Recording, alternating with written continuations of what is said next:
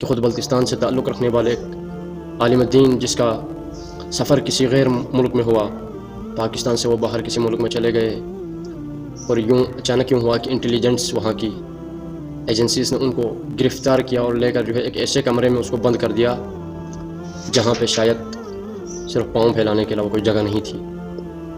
وہ مولانا صاحب فرماتے ہیں کہ 45 دن گزر گئے، میری مدد کے لیے کوئی نہیں آیا۔ جب میری مدد کو کوئی نہیں پہنچا تو میں نے آہ بکا دعائیں کرنا شروع کر دی۔ اور یاد رکھیے گا، معصوم فرماتے ہیں کہ ہر چھوٹی بات پہ میری دادی زہرا یا میری ماں زہرا کا وسیلہ نہ دیا کرے۔ تو اس عالم دین نے ہر وسیلے سے، مولا علی کے وسیلے سے، امام حسن کے وسیلے سے، امام حسین علیہ السلام کے وسیلے سے دعائیں مانگنا شروع کر دی۔ یوں مولانا صاحب فرماتے ہیں کہ 64 دن گزر گئے، میری مدد کو آنے والا کوئی نظر نہیں آ رہا تھا، میری مدد کے لیے کوئی نہ آ سکا۔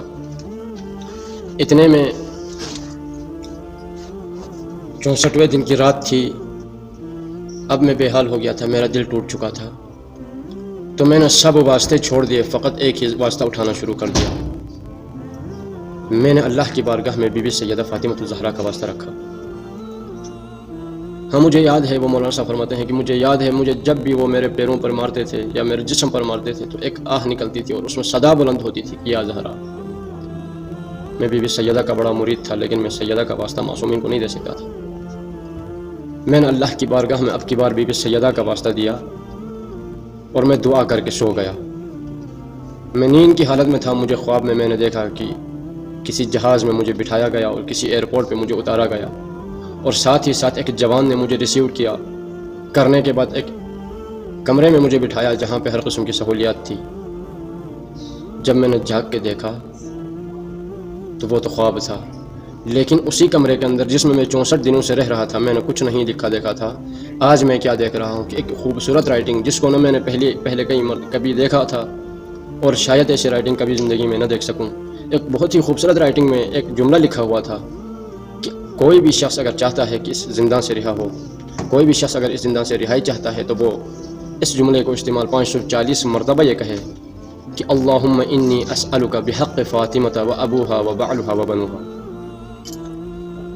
تو مولانا صاحب فرماتے ہیں کہ میں نے 540 مرتبہ والا عمل شروع کر دیا۔ تسبیح گنتے گنتے 540 مکمل ہوئے ہی تھے، وقت 10 بج چکے تھے اور دروازے پہ دستک ہوئی۔ میں نے ذہن میں یہ گمان کر لیا کہ ایک بار پھر مجھے جو ہے سزا دینے کے لیے لے کر جا رہے ہیں، لیکن جب مجھے باہر نکالا گیا تو اب کی بار مجھے اس کمرے میں نہیں لے گئے جس کمرے میں مجھے روزانہ سزا ملتی تھی۔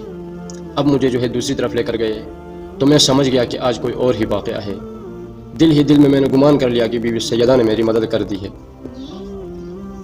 اب ہونا کیا تھا، مجھے کسی اور کمرے پر لے کر گئے۔ جب میں نے دیکھا تو حیران ہو گیا، وہاں پہ میری بیوی بچوں کو بھی لایا گیا تھا۔ وہاں پر لے جا کے مجھے بچوں سے ملاقات کرائی گئی۔ اس کے بعد میرے ہاتھ میں ایک لیٹر تھمایا اور کہا کہ آغا ہم شرمندہ ہیں کیونکہ آپ بے گناہ تھے اور ہم نے غلط فہمی میں آپ کو گرفتار کیا تھا۔ یوں مجھے چھوڑ دیا گیا، میں وہاں سے نکل پڑا اپنے ملک کی طرف۔ جب پاکستان گھر میں آیا 3 دنوں کے بعد ایک مولانا صاحب کی کال آئی کہ افریقہ میں کہیں کسی جگہ پر ایک عالم دین کی ضرورت ہے اور اگر چاہتے ہو تو آپ آ سکتے ہیں۔ اتنا سننا تھا، میں نے یہ غور کر لیا کہ میری بیوی نے مجھ پر کرم کیا ہے، لہٰذا میں نے ارادہ کر لیا کہ میں چلا جاؤں گا۔ میں نکل پڑا اپنے ملک پاکستان سے ایک بار پھر افریقہ کی طرف۔ جب افریقہ میں پہنچا تو خدا کی قسم وہی ایئرپورٹ، وہی جہاز مجھے جس پہ بٹھایا گیا تھا وہی جہاز تھا، اور میں جس ایئرپورٹ پہ اترا تھا وہی ایئرپورٹ جو میں نے خواب میں دیکھا تھا، اور وہی بندہ جس کو میں نے خواب میں دیکھا تھا وہاں پر مجھے ریسیو کرنے آیا اور مجھے اسی کمرے میں لے کر گئے جس کمرے کو میں نے خواب میں دیکھا تھا۔